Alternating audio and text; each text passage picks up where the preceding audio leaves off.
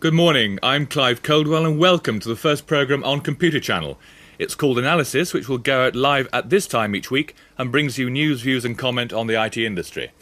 In today's programme, a computer car park in London's Docklands, benchmarks, just how valuable are they, and Amdahl's Doug Smith shares his thoughts on disaster recovery. But first, the news. Sir Brian Carlsberg has endorsed the idea of mobile telephones at home. Sir Brian, the UK's Director General of Telecommunications, says the Telepoint mobile phone system should be extended for use as a competitor to British Telecom's domestic service. He hinted these changes should be reflected in the forthcoming duopoly review. IBM has launched a new cheap PC for the home computer market, which will be available in the UK later this year. The PS1, which IBM has dubbed Ascot, was unveiled in the US on Tuesday and will be relaunched in the UK in the autumn. Its US price will be around $1,000. IBM says the UK system will be slightly different from the US machine, which is based on an Intel 8286 chip and comes ready to use with DOS and Microsoft Works. The machine marks IBM's second attempt to crack the home computer market, with the UK machines likely to be aimed at individual traders, small home-based businesses and students. Its first attempt in 1983 with a PC Junior was widely judged a failure. The Galileo airline reservation system is literally hitting the tracks. It's joined up with Thorn EMI to develop a new ticketing system for British Rail. The DT401 system will be connected to Galileo's reservation network, allowing travel agents to print out standard tickets. British Rail has been connected to Galileo's X25 network for the past 2 years. It helps travel agents make intercity and sleeper reservations. British Rail is offering a cash incentive to agents to encourage take-up. Computer security consultants are ignoring a registration scheme intended to boost the industry's image, raising doubts over their respectability. The British Security Registration Board, set up by the industry earlier this year, says it has received around 400 membership inquiries, but few from consultants dealing with IT. The register was set up to provide a listing of security consultants. The board says the lack of response from IT consultants suggests some may have something to hide. The Metropolitan Police have warned on several occasions that rogue IT consultants could be ripping off users.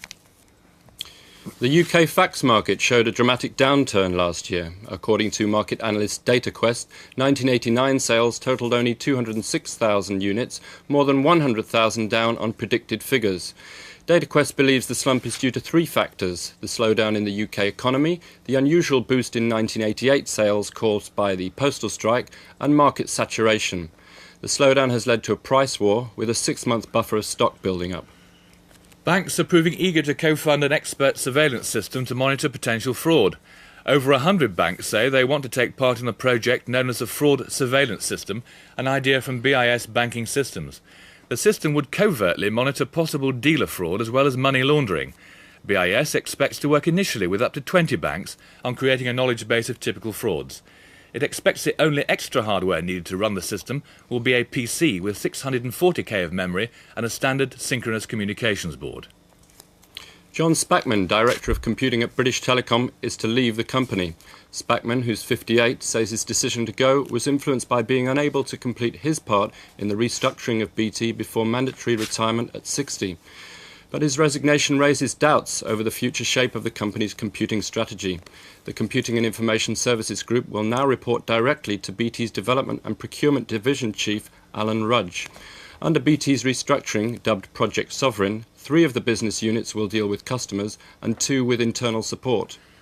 BP is moving to systems in the run-up to the 1992 Single European Market. The company is to spend £100 million converting all its core mainframe systems to distributed Unix machines. This follows a decision taken last week to standardise on the Oracle relational database. The project, known as the European Systems Programme, will affect BP's largest division, BP Oil, where its core applications are accounting, sales, stocks and pricing. Cable and Wireless is to switch its telecoms training centre from Cornwall to the Midlands. The company says its Port Corno centre is too inaccessible for students and has spent £17 million on a new centre in Coventry. The college, which will open late next year, will provide telecoms training to Mercury staff and cable and wireless organisations overseas. Barclays Bank has picked Olivetti to maintain its automated teller machines instead of the manufacturer NCR. Next month, Olivetti will sign a £50 million 3-year maintenance agreement for all 2,000 machines. Currently, they service half of them. The order puts the Italian company in a strong position to bid for further business, maintaining the 10,000 cash dispensers operated by UK banks and building societies. Barclays is the only high street bank to embrace single-source maintenance. It has cut the number of firms servicing its equipment from over 300 2 years ago to less than 20, saving itself up to £10 million a year. British Telecom is at last trying to cut out obscene phone calls. The company will spend £150,000 this year on a new computer dedicated to handling the 15 million malicious calls it annually carries. A computer in Canterbury will have a special programme to cross-reference complaints from customers and establish whether a malicious caller is involved in other cases under police investigation. BT hopes to be able to trace 80% of all nuisance calls by the end of next year and the remainder by 1996. Pearl Assurance is to expand its systems development staff after a management audit. The efficiency report by the Pearl's new Australian owner, AMP, has led to a hunt for up to 30 staff, including programmers, senior analysts and project leaders. According to Information Systems Manager Brian Fitzgerald, the company simply doesn't have enough staff to match AMP's business plans for it. Recruitment starts with a walk-in session in Peterborough next week to try and find the staff it needs. SD Cycon has launched a new digital switch for both voice and data, which handles 60 connections a second.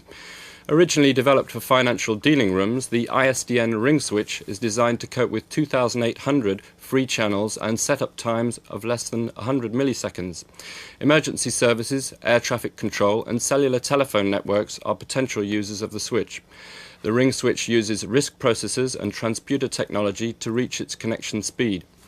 Instead of conventional architecture, the switch sends voice and data around a ring in a configuration similar to an FDDI interface.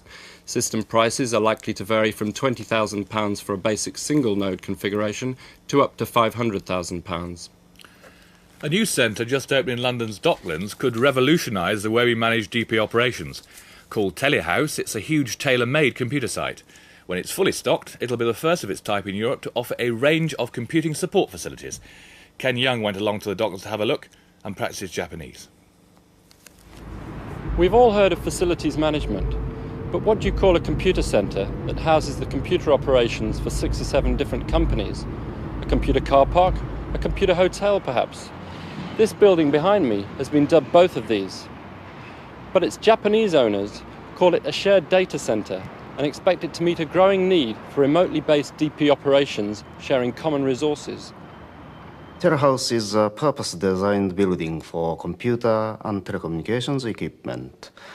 Our client can bring in their computer or telecommunications equipment and install very quickly, and we can provide a very basic ideal infrastructure for those equipment. Is this an idea that's easy to sell to British clients? Yes, this is very close to the city, where their main office is there, and we are providing so-called back offices for their operations. We provide electrical equipment and standby generators and very, very high quality air conditioning system. We provide high quality security services to our client. We have sophisticated security equipment, for example, ITV cameras, infrared devices, intruder detectors, and also fire detectors, and many things. What sort of cost savings are involved here? Well, when they install their computers in ordinary office building, they have to pay more than 25 to 30%. It is saving comes cost of the electricity, backup generators, air conditioning system, and also security system. They can save all, people can save all those things. Who are your clients at the moment?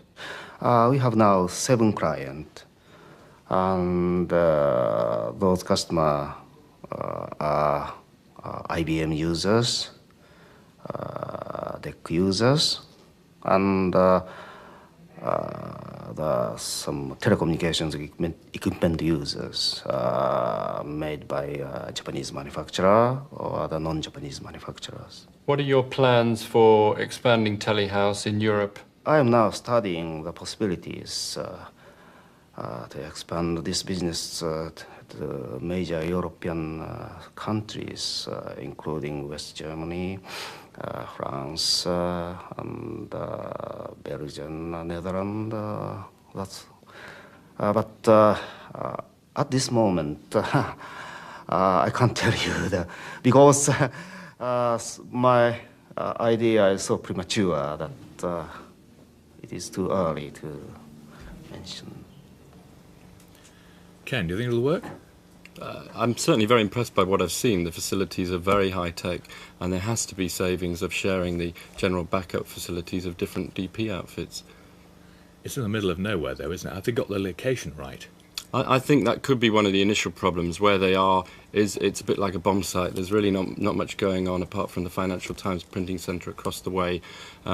Canary Wharf is beginning to be developed, but it's still very much a wasteland, and I think it will be hard to get staff to move down there because they are asking the staff of those companies to actually move into the building.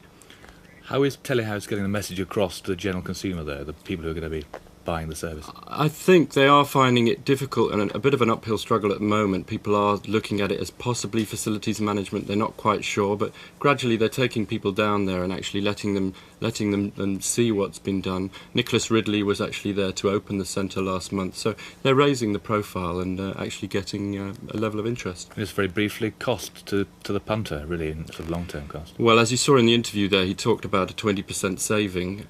Certainly there's savings of being in the Docklands because of the office space. So something of that order, 15 to 20%, I think. OK, thanks very much, Ken. Very interesting report. With over 30,000 members, the British Computer Society is a major force in the IT industry. The Computer Channel is delighted to have received their support, and they will be contributing a weekly slot. Today, BCS Chief Executive Jim Brooks is in the hot seat with news of a new security initiative and a report coming out in August. Here he is. One very hot topic which we've been very active on recently is that of computer security. And why is this so important? Information technology is already visible in most areas of our lives, in the school, at home, in the hospitals, at work, in government, and in financial and social services. This pervasiveness will be dramatically extended by the increasing spread of open systems. And make no mistake about it, open systems will become a dominant factor during the 90s as user pressure builds up once the cost benefits and the flexibility of open systems becomes more clearly understood. Open systems will offer new business opportunities as a result of increased flexibility within the company and the potential for electronic data interchange and electronic fund transfer between companies. The rationale behind the decisions to go to open systems by, for example, British Telecom and the Government Data Network is valid and will be seen to be so by more and more organisations as time goes by. However, open systems by definition mean that more and more computers are communicating with each other in a standard way and not confined to operating totally within a single organisation. Clearly, it's absolutely vital to have first-class security mechanisms in such an environment.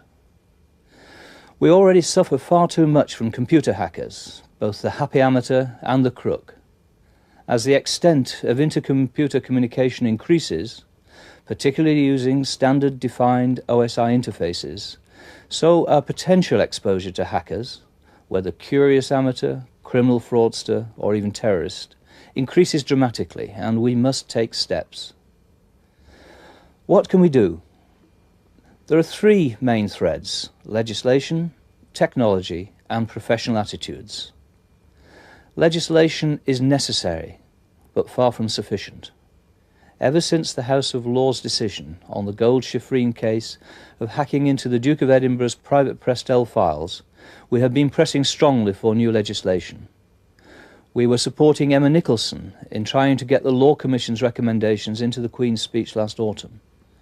Subsequently, we have been supporting Michael Colvin with his private members' bill, which is currently progressing through our parliamentary system. We are also pressing for adequate resources, both technology and training, to be made available to help the police enforce this bill. And of course, technology itself can be brought to bear on improving the quality of security in open systems. We are pressing for much greater attention to security in the work of the OSI Network Management Group. We are encouraging more effective use of general encryption techniques and the development of the use of smart cards, including voice prints or retina prints, as well as encryption.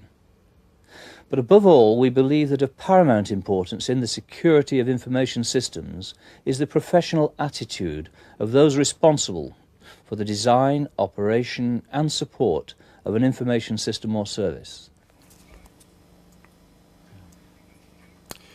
That was Jim Brooks, Chief Executive of the British Computer Society. Moving on now, the subject of benchmarks is a controversial one. Some see them as the preserve of boffins obsessed with endless machine timings, others as a meaningful way of comparing systems. Dave Biggins is our benchmark reporter. He explains why he believes benchmarks are worthwhile.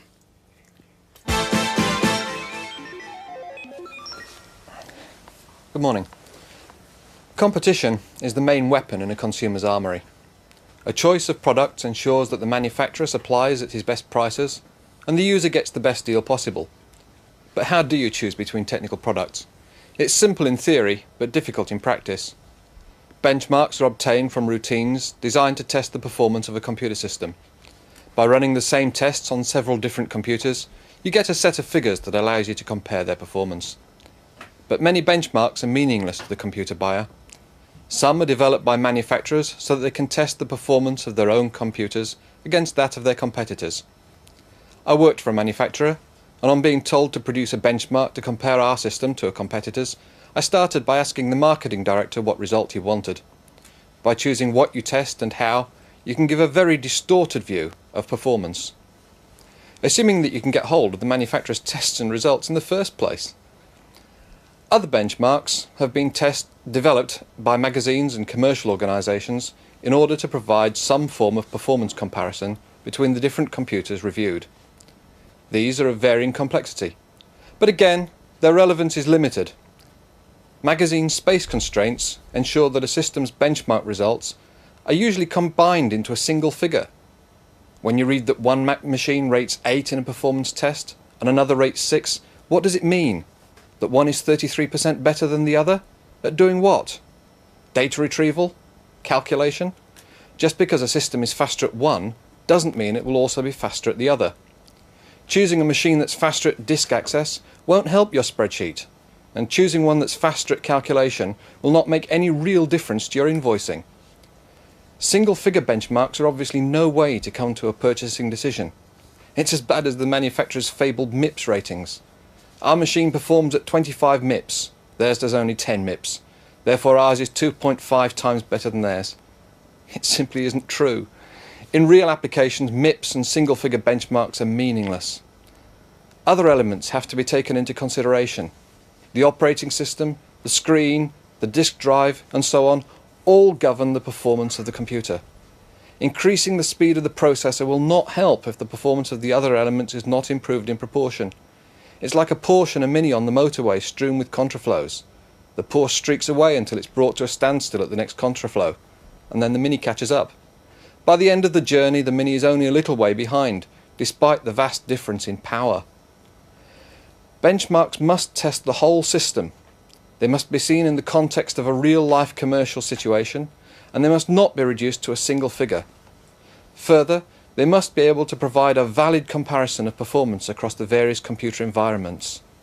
You've got to be able to compare DOS networks with multi-user Unix systems and provide comparisons between single and multi-user computer systems.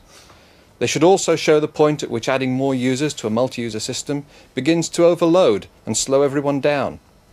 Only if these factors are taken into account are benchmarks worthwhile. In the regular benchmark spot, we'll be producing a large independent series of benchmark tests. Our benchmarks run through a number of different routines designed to test every aspect of the computer hardware and operating software and then mimic a real-life computer application, similar to an accounting function such as the production of an invoice. We won't just run the tests and give you a set of scores, we'll interpret them. This is important because different tasks make different demands on different parts of the computer system. For example, extensive graphics makes heavy demands on the processor. There's considerable processing involved in even simple shapes. But this process doesn't involve much reading or writing from the disk. Many manufacturers, especially those describing their equipment as workstations, take this into account in the hardware design. They may include special coprocessors for the graphics and calculation. Such machines perform exceptionally well in the processor and screen tests, but comparatively less well in the disk tests. Other systems are specifically designed to handle database functions. Here, the majority of the work involves finding information from the disk.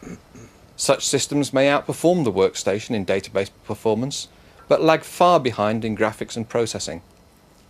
The important thing is that you should be able to tell which system is better suited to your needs. That was Dave Biggins. Dave will be back later in our analysis series as a regular presenter of a new spot called Benchmark. After the break, our face-to-face interview with Amdahl's Doug Smith and Chris Bidmead's quirky look at the computer world in Viewpoint. Join us in a couple of minutes.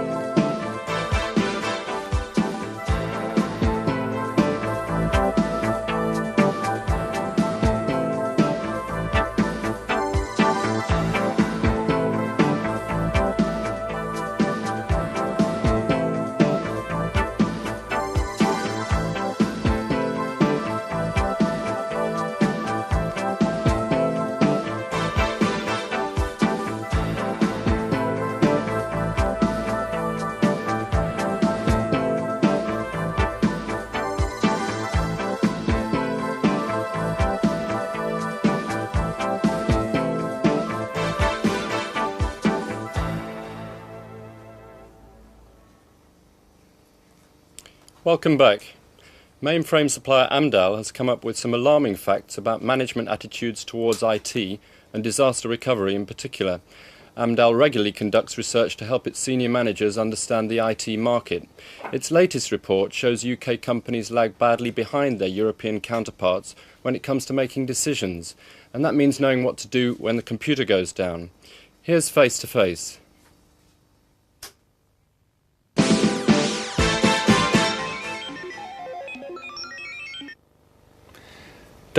Doug Smith, you're Managing Director of Amdahl.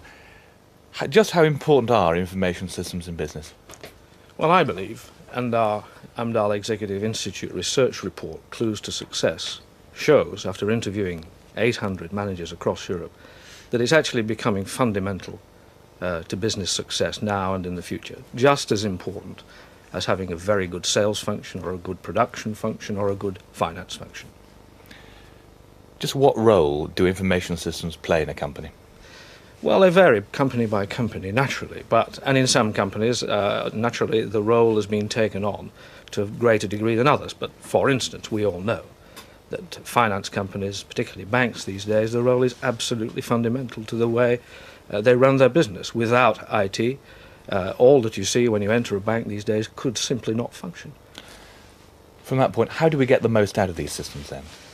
Well, again, I think the most important issue is that the chief executives or the board members of these companies must see IT as important as I've just stressed, and must place that same emphasis right through the company on IT as they do their other functions. All right, but how do top and senior managers learn more about, how do they educate themselves about managing IT and information systems in a company? Well, many ways. Again, I think the first thing that should be done, if you believe what I've just said, then the IT director, or whatever his title, should be seen as part of the team. He should be part of that main board. And as such, there's a natural osmosis, an exchange of views that will take place. Then, at the other end of the scale, there are formal education programs that are well established both here and in the United States to educate both sides of that divide, if it is a divide at the moment.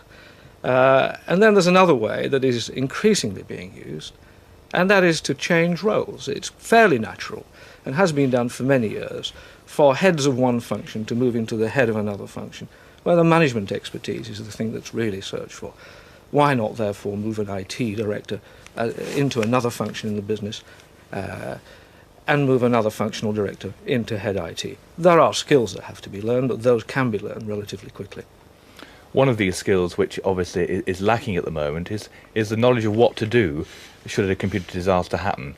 Now, to what extent do we need to protect systems, first of all, and then how can we manage these systems so they are protected?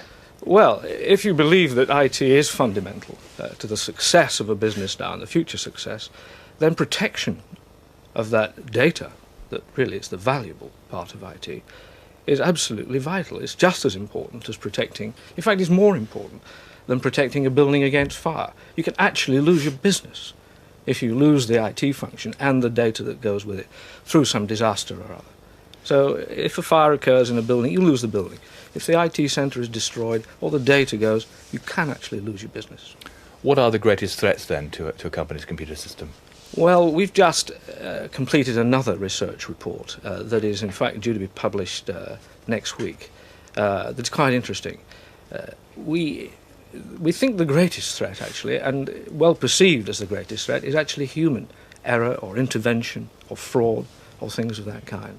That heads everybody's list of potential threat. But there are, of course, natural disasters, man-made disasters that can wipe out computer centres or things overnight. It's very interesting, of course. There are examples where such has happened, and there have been very good plans in place, forgetting one thing, that you have to get people back in to work. And in the earthquake in San Francisco just a few months ago, that posed a major problem. People simply couldn't get to work. How do we fare, well, how does the UK fare against Europe when it comes to actually, educating managers to manage that particularly, common disaster area in a company should the computer system go down? How does the UK fare? Well, your research. It's one has to be very circumspect about the kind of questions that are asked, because the response, let us say, from a German manager to a question will differ in some characteristic way. But nevertheless, it is a fact that out of the roughly 800 questions people asked, it's slightly disturbing to note that the German senior management attitude to IT is much more educated than we detect in the UK. And of course that has serious implications for the future competitiveness of our companies. Why is that? Would you say it's a cultural difference that exists between the UK and Europe, or something more than that? I don't know. I really don't know. The research doesn't come to that kind of conclusion. It's very difficult. Perhaps it is cultural, and maybe it's simply educational. There's one thing about the IT business. It is a global business already. So I don't think the cultural issues should be overemphasized. I think it's a simple function of education and belief in this issue that IT is vitally important to the future success. Fine, but where do IT initiatives come from within the company? Well, it varies. Who takes that initiative in the first place? Well, I would say that the most successful users of IT take their initiative from the chief executive or from the board. Again, why not? If it's so important, that's exactly where it should come from.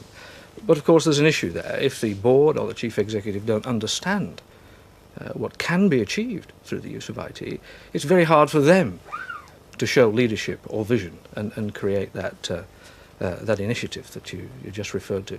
So again, as always, there are two sides to this coin. But I believe ultimately it should come from the top. There's been much talk, hasn't there, about the hybrid manager, as it were, and very much educating the general businessman to learn more about IT in general. Right. What about the IT specialist, though, who's already a competent computer professional? Yes.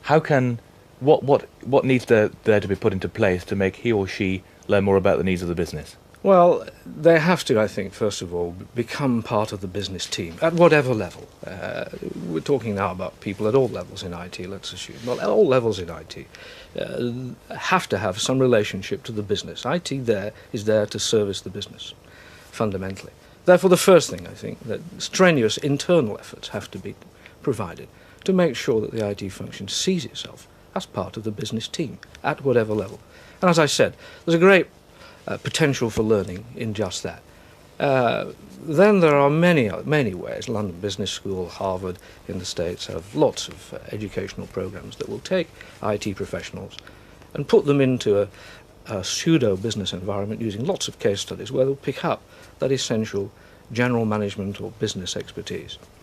Do you think education at the moment is sufficient to cope with this major change we're seeing at the moment in the business schools? Do you think they're geared up to provide the sort of training that people need now to match the two halves of the business together? Well, it's hard to say, but I think there is some excellent education available. And as always, things can be improved. But I think fundamentally, yes, I believe that there is adequate education available if it's taken up. Very briefly, Doug, what do you think is needed now for people watching this programme to say, right, having just seen that, this is the first thing I need to do now to actually get my executives fired up about IT and to manage it properly? Well, what's the first step? Well, it would be very useful for them to read these two reports. They're designed exactly to answer that question. Read those reports and present them to the board. Clues to success, disaster recovery. If they do that, it's a useful way of briefing senior executives in a way they'll understand. Doug Smith, Managing Director of Amdahl, thank you. This is your chance to talk to Doug Smith on some of the topics we've just been discussing. Ring us now on 081 681 5280. I'll just repeat that number for you. 081 681 5280. Now it's back to Ken. Our reporter Chris Bidmead has some pretty strong views about the computer industry. He's well known as technical editor of Which Computer and as someone who writes regularly for a wide range of newspapers and computer magazines. Computer Channel's pleased to have him as part of the programme in our regular opinion spot called Viewpoints.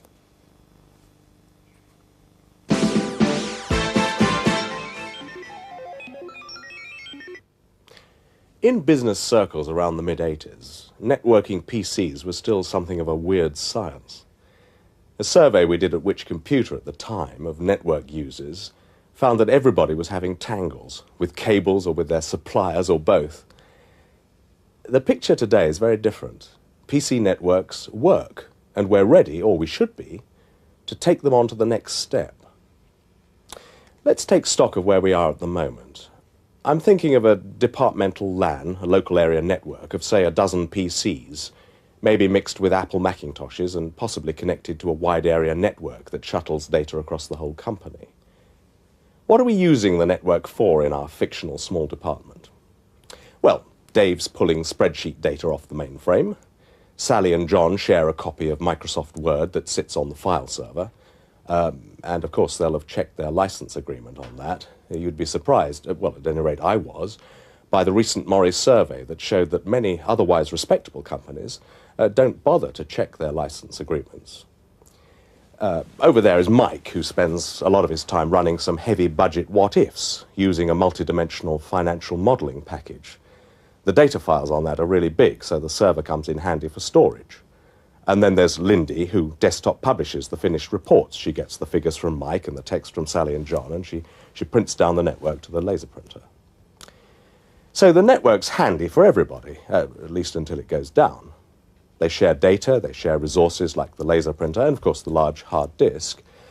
But basically, the system's just used by each of them as an extension of their standalone PC. What aren't they doing with the network that they could be doing? Now, I realise this is an unfashionable sort of question because it sounds as if I'm putting the technology into the driving seat. The conventional wisdom says that we start with the needs of Dave, Sally, John and Mike, or the needs of the business, which should be the same thing, And then we see how the technology can meet those present needs. But I have a difficulty with this. You see, I know that over the long term, the technology is going to transform the way these people work. I know it because I've seen it happening everywhere over the past decade, and it's not a process that's about to come to a halt. But unless the people go part of the way to exploring what the technology can do in a general, in a sort of offline, non-work, playful way, if I dare suggest that, they could remain locked into the old style of working, and their competitors will be the people who reap the benefits of the new technology. Now, actually, this play phenomenon is what happens, and it's why Linda, for example, has started spending rather too much time producing a desktop-published departmental newsletter, even though there are only 8 people in the department. The system she's got now meets needs that the department doesn't have today, but by golly, she's going to explore those possibilities. Well, is she wasting company time and resources? Obviously, this sort of thing can get out of hand. But on the whole, the department can think itself lucky it's got someone like Linda who's interested and alert to the possibilities. Because say what you like about the wonders of technology, it is the people who are going to drive the technology along, or not.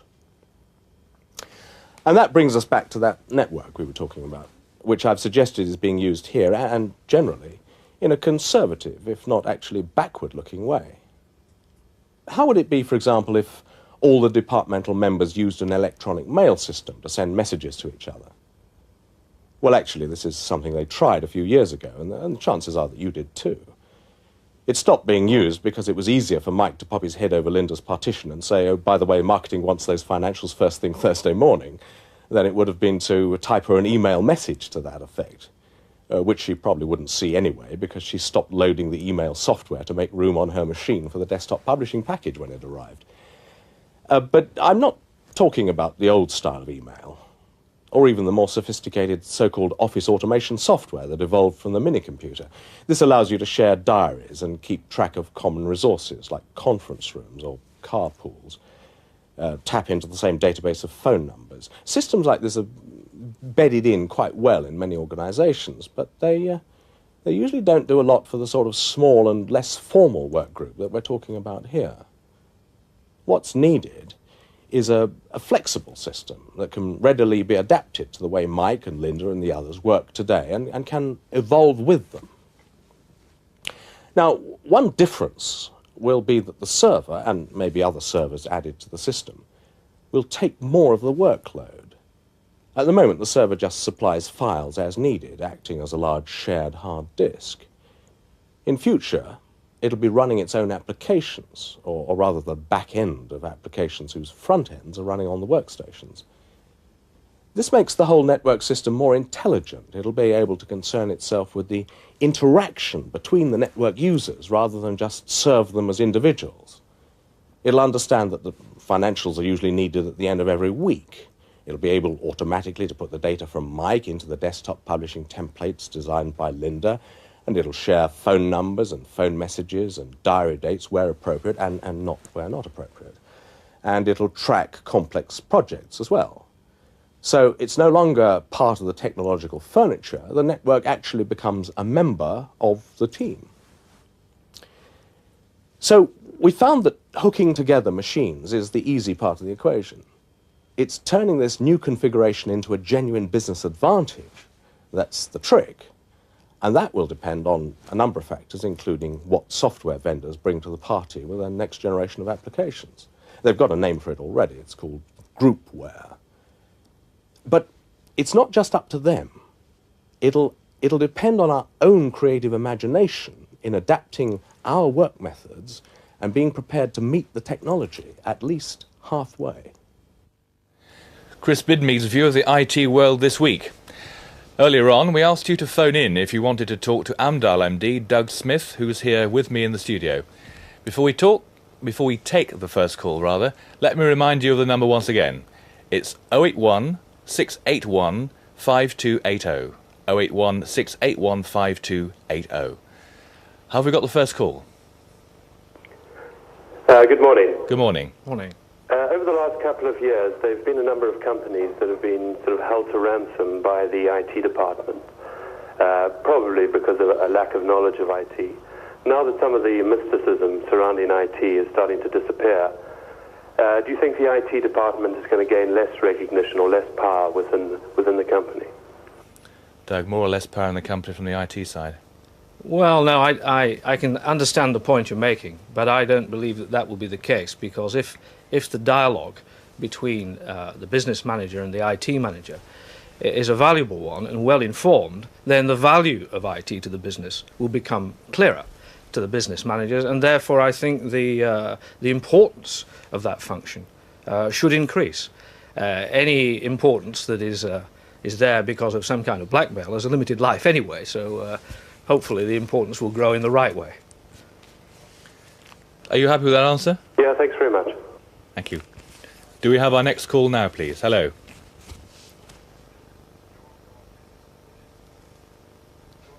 Any other calls? That's very interesting. What other problems do you think there will be within the IT department? There's a huge cultural gap anyway, I suppose, really. Do they get blamed for most things when things go wrong? Oh, well, that's endemic. It's not just IT departments get blamed. How many times is the eternal excuse? It's moving from it's in the post to it's the computer's down. So we're well used to that. Again, it's back to the old issue. If people understand what can't be done by IT as much as what can be done, there's less room, therefore, for buck passing or blaming. But nevertheless, I think that an interesting point we were just discussing earlier about the entry level of IT now, IT people, is more now than it used to be from IT colleges. And that's not necessarily a good thing. When we got into the business, the IT business was in such infancy that we generally came from other business functions. So I think the entry level of IT people needs care. Do you feel that they're coming in with lots of theory and no practice then when they're coming from colleges? Inevitably, yes, that is absolutely true. The polytechnics particularly, who run very good IT training groups, try to avoid that, a lot of case studies, but nevertheless it's inevitable. These people are very young and you wouldn't expect them to have too much knowledge of the way business functions. So again, the need for education is paramount. Talking about this need for education, when you're looking at senior executives within the company making demands on the IT staff, how can you educate people to make realistic demands of an IT department? I don't really know the answer to that question. All you can do is try. All you can do is just keep working at it and just keep educating. And hopefully you have an IT manager or director who has enough clout in the company to be able to turn around and say, look, that isn't realistic, rather than think it's unrealistic and then try to actually do it, which is the worst of all worlds. We've all seen computer, not disasters in the physical sense, but computer implementation problems that have resulted from ambitious requests not being turned down at the right point. In case you've just joined us, I'm talking to Doug Smith of Amdahl about general management issues relating to IT and computer disaster recovery, of course. The number to ring if you want to talk to Doug is 081 681 5280. 081 681 5280. Doug, do you feel we've got the right terms when we talk about disaster recovery? I mean, it's a pretty dramatic term. Is there anything else we can call it? Well, I don't know. It's interesting you should ask that question, because you can actually talk yourself into believing that IT is nothing more than just a big problem to senior management. Of course, that won't help the whole issue. But on the other hand, it certainly needs raising in terms of its acceptance. Therefore, maybe just for the moment, it's adequate. But it should get moved into insurance type language, because that's what we're talking about. Insurance of any other sector of the business is business as usual. That's what we're really talking about. We're sort of talking about contingency planning, really, rather than disaster recovery per se, aren't we? Yes, we are. And in fact, the most common form of problem doesn't come from major disasters. It comes from those everyday things that people forget. The issue is that contingency planning in certain parts of industry, for instance the chemical industry, it's a profession. And it should move into the professional status in IT. At the moment it's being done by interested parties rather than seen as a profession. You think contingency planners are more scientific gurus than they are general business managers then? Not necessarily, no. No, certainly, as I said, in industries that have the need, because let us say there's loss of life at stake, therefore the need is very well perceived. No, I don't think that's the case. They're seen very much part of the business. I would hope that we'd be able to generate that for the computer industry too. I think we have another call actually coming through. I think he's taking time to come through. I think we're going to get another call in a moment or two. In terms of general plans to be made in terms of disaster recovery, who should be in charge of that plan?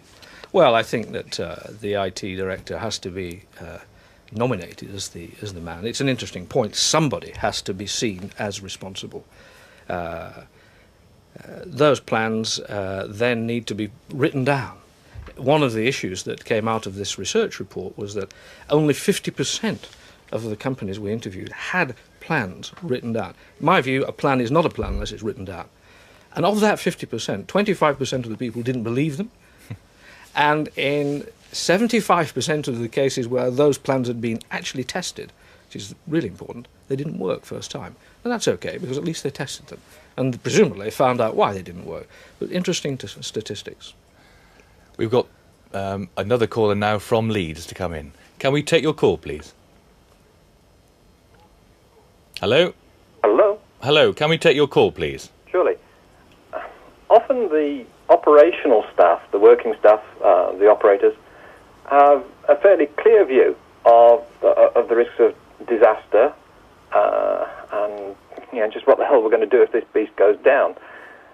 We seem to have some difficulty sometimes in persuading the managers or the operations directors and people just what we need to do. Do you have any practical advice for how to move the senior management into considering system failures and recoveries as part of their strategy? A few tips, Doug, really. Well, I can only repeat what I said before.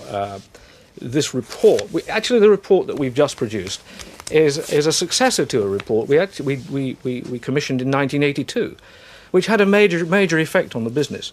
The whole business of contingency planning or disaster recovery suddenly took a turn, and it became visible. We thought it was time to update this report. Now, this is written in such a way, the whole point is that senior managers, business managers, can read it. It's not written in computer ease. It's a function of anecdotes and tips and hints as to what to do, exactly what to do, from a business management point of view. The report's free. We're prepared to ship it to anybody that wants it.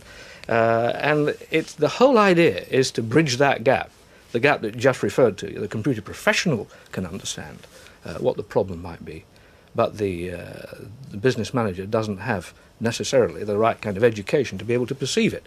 We're trying to bridge that gap. Caller, have you had what sort of problems have you been having? Just a general one of trying to make managers understand the risk that we run by not having a proper plan in place for what happens if we do start to lose some of this data. It's all very well them saying, well, yeah, you've got backup cycles and what have you. That doesn't provide enough of a recovery for what happens if we don't have a machine available to put the backups back up onto, or if what we actually have is a fire where the backups go as well, or what have you. Yeah. Trying to persuade them to put in proper off-site security and everything else can be very difficult. Well, if I may just break in, I think the most important thing is to try to get the effect of a disaster expressed in business terms. What would it cost the company? Part of this report goes into that. It demonstrates, just for instance, in certain companies, how long they feel they could operate as a business through an extensive problem of the kind you referred to. So the most important thing is to put the problem in those terms. If you can put it in clear financial or loss of profit or loss of business terms or loss of perception of the company by the public, I mean, the public will very quickly get a very bad view of a company that stops servicing its products because it hasn't had the good sense to produce a workable disaster or contingency plan. And those perceptions can stay around for a long time. That has to be translated into clear business language, which comes down to how much money are you going to lose if you don't do this. You can then translate the value of planning. Is that almost really expecting the guy to create his own little business plan, if you like, to actually put the theory across, or Absolutely. Is it a lot more simpler than that? No, I think it comes down to a business plan for contingency planning. But this is done, it's done all the time. People pay lots of money for insurance against many things. All we're talking about here is an insurance policy. It may be an expensive insurance policy, But that's for the business manager to assess. He may decide that it's worth the risk not to do anything at all. Therefore, the cost is zero. That would be a brave decision. He may decide to have a complete backup computer centre, approach that the banks in general have taken. OK, I think we'll move on now to our next caller, Martin Reynolds from DPL Computing in Bracknell. Have I got you right, Martin? Hello, Martin. Hello, Martin, are you there? I think Martin's lost in the ether. Hello. Hello, Martin. Good morning. Can we have your we've question? We've heard about IT being used quite often by companies to introduce cost-cutting measures, for example, making staff redundancies. I wonder whether there's any evidence from the Amdahl reports of IT being increasingly used for strategic applications. Oh, very much so. Certainly the Clues to Success report focuses very heavily on that. And in fact, as an adjunct to that, last year we had a conference at which Scott Morton from MIT was a key presenter. And this was the whole theme. We believe, and I think most educated users of IT in the larger companies now know, that the scope for cost-cutting is rapidly disappearing. And therefore, if there are now ways in which you can move on to other applications using IT to gain strategic advantage, competitive advantage.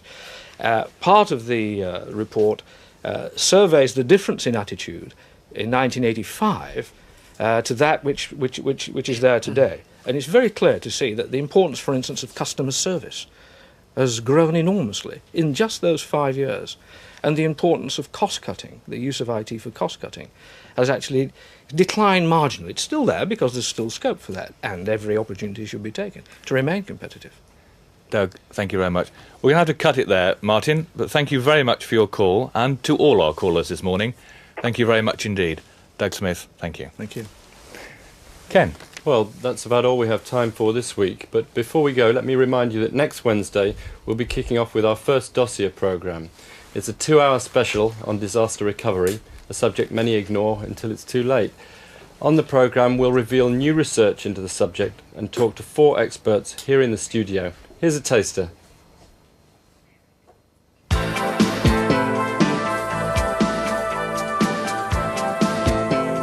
Unless you can get top management of an organisation to take an interest in it, it's largely a waste of time.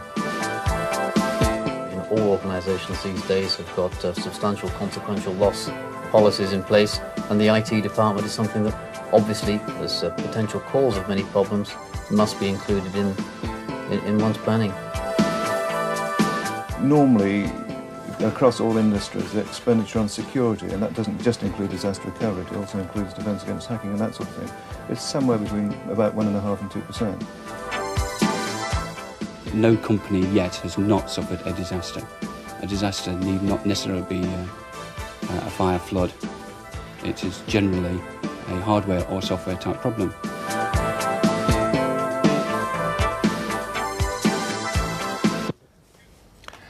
That first dossier programme on disaster recovery can be seen at 9 o'clock next Wednesday morning. If you haven't booked yet, please call Nick Bancroft on 071 730 2222. I'll just repeat that, 071 730 2222. Until then, it's goodbye from the Computer Channel. Goodbye.